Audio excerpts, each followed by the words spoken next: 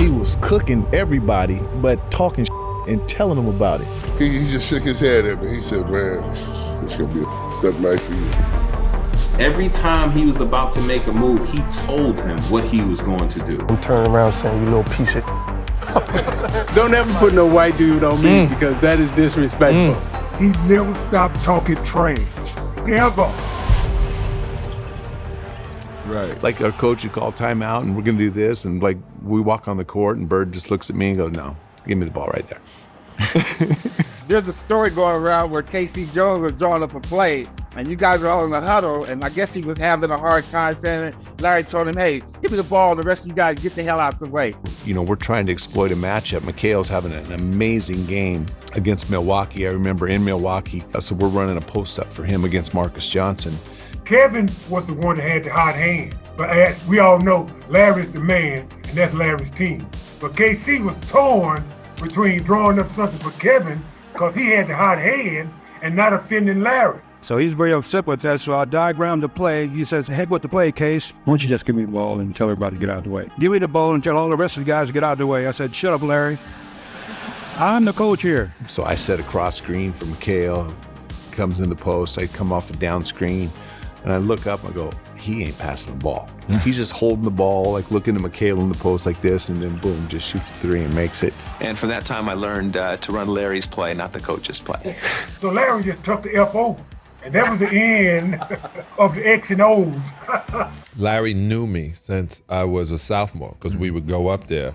It's not illegal to go up and be at a camp in Marshville, in Boston, and you work in a camp, but really you're there to play against those nighttime games. So Larry knew who I was, and I get in, Chuck Daly has me starting one time, and Larry looks around and goes, "What's up, Sal?" I said, "No." He goes, "You on me?" I said, "Yeah, I got size on you right now. I've been watching every movie." He goes, "Y'all not double teaming?" And he's looking around.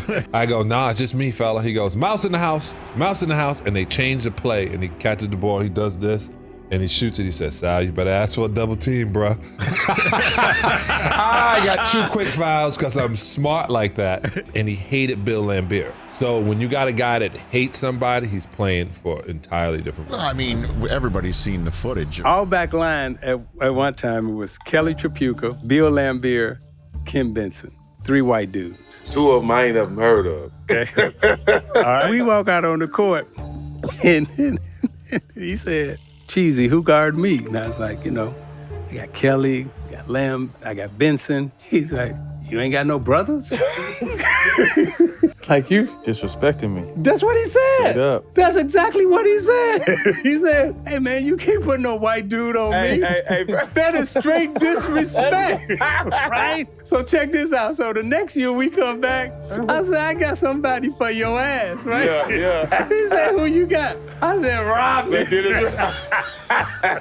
He said, "Okay, he's a little better, but don't ever put no white dude on me because that is disrespectful." But you know what, though? I know he walked out on the court one time and somebody said, "Man, get this white boy on me. He can't guard me." And Larry served him. All you know the what I'm saying? time. So I'm pretty sure he heard that before, too. The trash talk coaches taking the ball out of bounds in front of their bench so the whole bench can hear him. Right. And go like, "Hubie, this all you got for me tonight? Like, you got no one else that can guard me? This is getting ridiculous," And then Hubie would put in, like Johnny Newman would be running in the game. He goes, "Wait, are you serious? That's the guy you're putting on me?"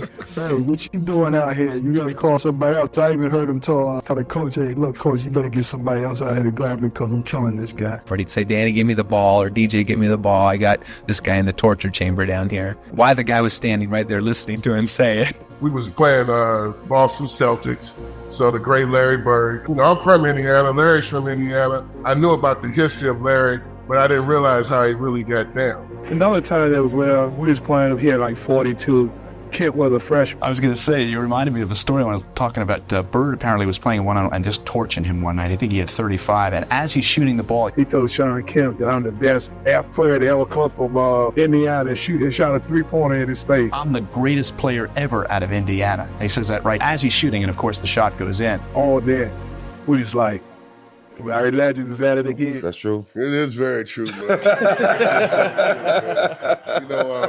Larry, hey, man, first of all, we got to Boston that night. I knew something wasn't right. I saw an X-Man, he was limping around the court a little bit like he was sore. Xavier McDaniel. David McDaniel.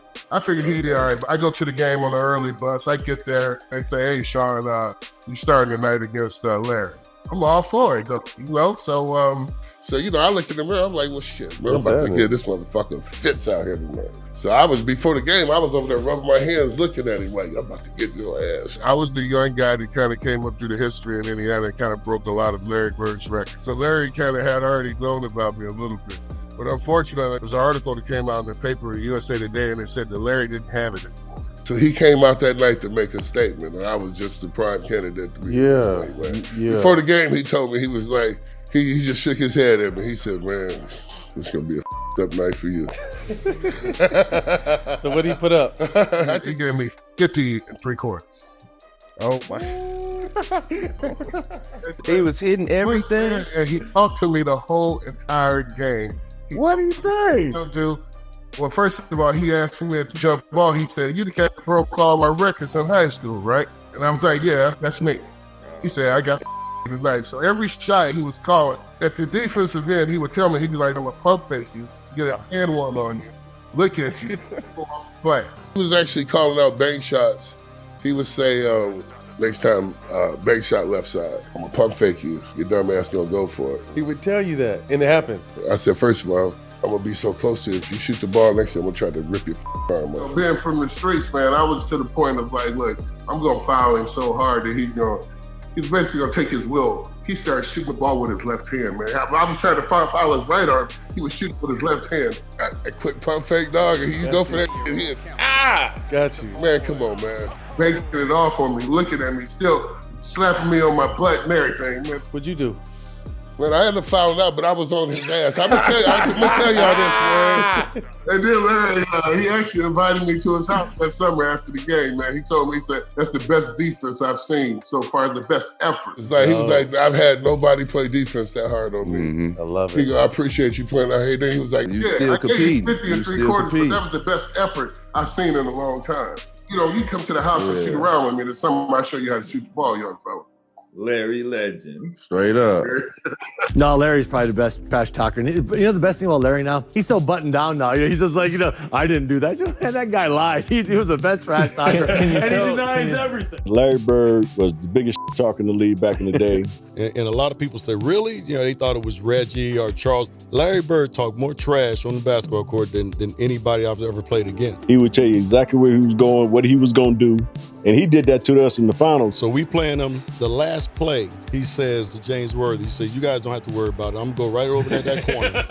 He was like, guys, don't worry about it. I'm going to go right over here to the corner. I'm going to catch the ball, I'm going to shoot it, and ain't shit y'all can do about it. They take the ball out, and I think it was either Danny or DJ. The late, great DJ. Yeah. You DJ coming down, right, with the ball. Oh, great DJ, that's good. So pass it to Larry, he's in that corner. Now I got to go out and close Larry Bird out. So as I'm running out to Larry Bird, he's talking trash to me. I don't know why you running out here. Who says that in the middle of the game? He said, I'm gonna wait till you get one step away from me and I'm gonna shoot it right in your face. So I got one step away. He shoots it all net. 3-pointer, good. Take the ball out, the man curl right to the corner, caught the shot, shot a three, game over. It's like, are you effing kidding me? And he turned to me and said, you did all that running for nothing. And it was great trash talking because it wasn't vulgar. I mean, he wasn't pounding his chest. You can just be standing next to him. I would jump out and try to block a shot on rotation, and he'd say, Scott. You jump high, but you don't jump that high. You can't get this. He hit you with, Scott, you're a little too late. Scott, you're not getting that. Why are you even jumping? Why are you running out here? But it was all game. He'd say something like, don't do that. Yeah, don't do that. Yeah, I mean, he talked the whole game. He could be red hot or ice cold. He never stopped talking trash. Ever. Ever. I was guarding in my rookie year. He looked at me and he goes, you can't stop me. And I looked at him and I said, gosh, boy, you're so confident. He was confident. You're a rookie. You don't know anything. He proceeded to score like 10 straight points up.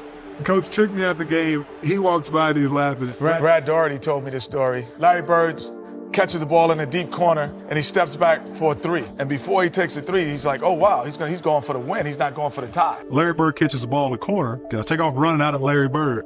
And right when he's getting ready to shoot, I jump. And he head fakes him. And as I go by, he tells me, he says, fly, bird. Now it's 3-2. He hits him on the butt with the ball, and then he shoots it at the buzzer.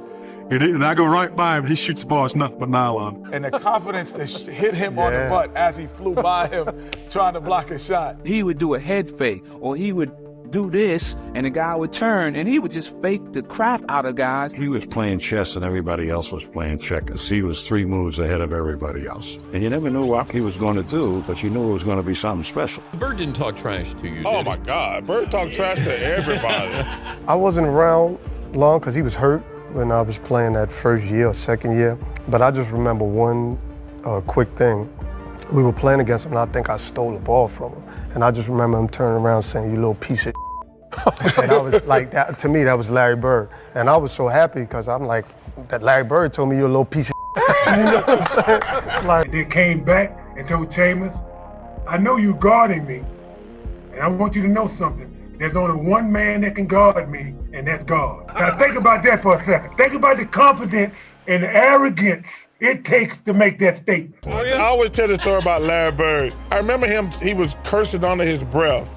And I asked him, I said, Larry, what's going on with you? He says, you guys are being disrespectful to me. And I says, what are you talking about? He says, you guys are putting a white guy on me. That's disrespectful. I just started laughing. I had no comeback. He says, it's disrespectful when y'all put a white guy on me. Larry said, I'm insulted that they would put a sorry dude like you on me. He said, no, I don't even want to play no more. He would drop the ball and take a turnover. And I'm looking at this guy like, he's nuts, you know? The story goes that when he played against Denver, they had a guy named John Hansley, a white guy, a really good defender, right? Okay. They put him on Larry, and Larry was wearing his ass out. Absolutely. And Larry would run by the bench and tell Doug Moe, who was the coach, get him off me. That's disrespectful. Put a black guy on me. Because when he played back in the day, that's all he played against was brothers. So he was like, I had to torch his ass so they understand. And Larry got on the roll, started shooting the balls, and every shot was going in. All right, he runs by Frank Layden, who's the funniest guy in the league, and Frank is coaching, and Larry says to him, hey, Frank, don't you have anybody on that bench that can guard me? He goes, so nobody out here can.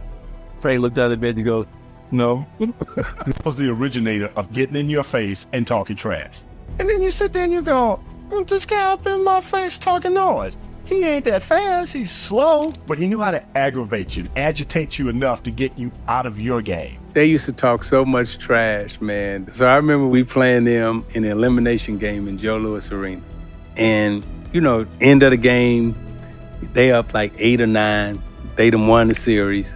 And you're gonna try to take that last shot, right? Said, I hope you make this last shot because it's your last one of the season. While I'm in the air. Midair. Bam, clang, I missed it. You know? But they used to talk so much trash. And he's Larry Bird. People are here to see him play. I remember kept telling a referee, stop blowing your whistle. They didn't come to see you. They came to see us. And I had to go like, what did he just say? Did he just say, stop blowing your whistle? If I had said that, I would have, I'm out.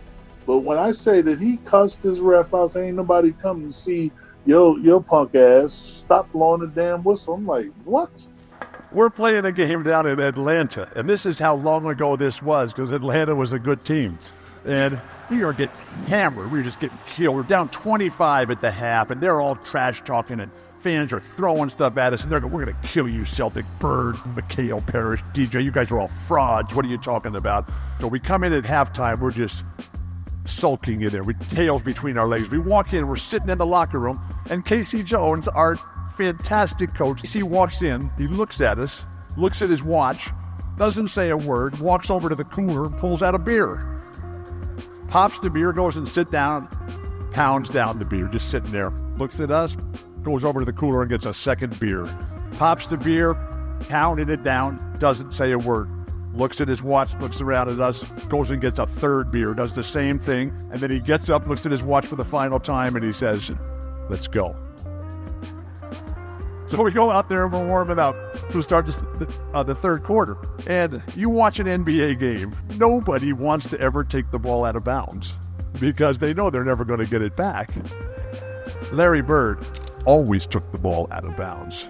he's going to take the ball out of bounds. And that referee comes, and the referee hands the ball to Larry to start the third. We're down 25.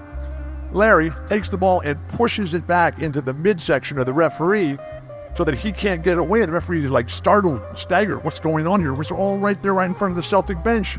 And Larry looks right into the soul, right through the eyes of that referee. And he says to him, "We're not going to quit. You make sure you don't quit either." The shot just like melted on the spot. Larry hit 11 straight shots to start the third, including 7 threes. We were tied at the end of the third. We won in overtime. We did not need a plane to get home that night. Larry Bird, you're awesome. You remember the time when he was playing Atlanta and he told the guy, "I'll bank a 3 on you," and the guy's just bullshit. So, yeah. I noticed too, because Kevin McHale ended up having the most points ever scored by a Boston Celtic, right? And Larry told him he should have got 60 because he broke it against Atlanta like 2 or 3 days later. Yeah. That was a tough night, man. But nobody was guarding Bird, were they? Well, we were trying. You were trying to. Yeah, but when a guy is literally coming up the court, calling his shots. It's in that game, we're on the free throw line, and he literally says, "It's off the glass. Who's next? Where do you want this one from?" And he just made one after another, and he just tortured him mentally. I think Bird went by the bench one time, too. He fell in the bench. Oh, he did. Yeah, and he called that one. That was the one where he fell in it. He literally said, off the glass into the trainer. And, No way. Yeah. His last shot, he said, in the trainer's lap, coming down the court. He shot this high rainbow, it goes in, Ricky bumps into him and knocks him on our trainer's lap. So it was exactly what he said. And it was in the bench, Atlanta bench got in trouble because they out here rooting for Bird.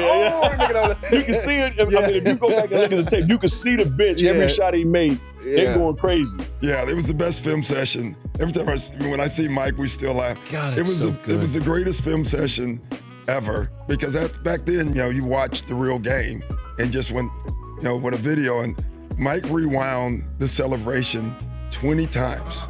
And they show a shot of our bench. Cliff Livingston and Eddie Johnson are standing up giving each other high five.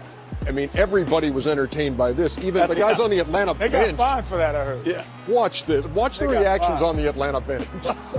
Watch Cliff Livingston over here. I think this is Cliff. Larry Bird. Fratello wouldn't let it go. He just kept rewinding. Showing the guys, you remember, they're giving each other high five. And then somebody falls off the bench. Yeah, too. that was Eddie Johnson. Yeah. Eddie Johnson falls off the bench in laughter, and Antoine Carr and Cliff gives each other high five. And our film session was 20 minutes of that. And, yeah, and so it was a bad night. Larry used to come in the locker rooms. He'd be getting his ankles taped, and he'd say, "Hey, ball boy, run in and go find the scoring record in this building." He needed those kind of challenges. He had accomplished every goal. We hadn't lost a game on the trip. And Larry told all of us players and the media too, tomorrow night's the last game of the trip, I'm going to play this one left-handed at least through 3 quarters. It was at a time when, McHale was still coming off the bench. And so Larry scores his 6th point on a left-handed shot. And I'll never forget it. McHale yells out. And McHale goes, "Hey, Jerome, wait till he starts shooting right-handed." And at the end of 3 quarters, he had 27 points left-handed. Well, left-handed is one thing, but when the game got close, I had to go back to the right one. He could hold all these things in his head during a game. So he'd have a shooting drill at the old Boston Garden. 4:30 in the afternoon. I was an early guy. I'd set up early. The garden would be dark. Late in the afternoon by himself, dark garden, come out with an equipment guy and just do the perimeter, shoot for half hours. All you heard was swishing. If he missed a shot during that thing, he'd say that the Bull Gang set up something wrong with the rim. Otherwise that would have gone in. I'd get there early, plug in my Stone Age computer right next to the bench. He'd come over, he'd call me Scoop and say, "Scoop, what are you working on?" I'm saying, "I'm doing an early story." Then I'd say, "Well, I'm doing an early edition newspaper story about your free throw streak." You are approximating the NBA record for consecutive free throws, so don't miss one tonight or I'll look bad in the paper. Sure enough, first half, he goes to the line for 2, and the foul line is lined up right where we're sitting if he looks over. He's at the line. He makes the first. He looks over and winks at me. He looks over and winks at me before he makes the second. I mean, guys don't do that today. And he would... Always thinking about these things. It's like paying off a bet in the middle of a game. He was doing 2 things at once. I'm going to get to that story. My favorite story of all time. My Rick Mahorn moment in Hartford, because it was so crazy. I was sitting there, and Rick Mahorn, he's at the game. And we play a game every year, 1 game in Hartford. So we're playing against Washington. Rick comes out, and at halftime, the mayor of Hartford comes out, brings Rick Mahorn's mom out. And the mayor's talking about Rick and Rick's mom. And the bastard just says, all of a sudden, he says, Ricky. Finally, the mayor just leans back and goes, Rick. Kiss your mama. He said, kiss your mama, Ricky. Kiss your mama, Rick. Kiss your mama. And for the rest of the night, that's all we were saying. Hey, look. Mahorn, kiss your mama. But Brad, I'm gonna tell you something. You know, it's funny. That's what Larry Bird. I think we're in a car together. I'm posting him up, and he's laughing, and he was telling me something. He's like, Ricky, kiss your mama. Kiss your mama, Ricky. Because you started that kiss your mama. And, hey, they were booing me in Hartford. I'm like, well, motherfucker, I'm from here. Born and raised in Hartford, Weaver High. And why the hell they booing my black ass? We playing the Celtics, but I'm from here. They booing my black ass, and it's in the newspaper. Rick Mahorn, a villain. I'm sitting there going like, I'm from here. This is why you talking about me. And I'm like, damn. As soon as that shit started, I said, man, I hate Boston. I couldn't stand Boston. Still don't like Boston.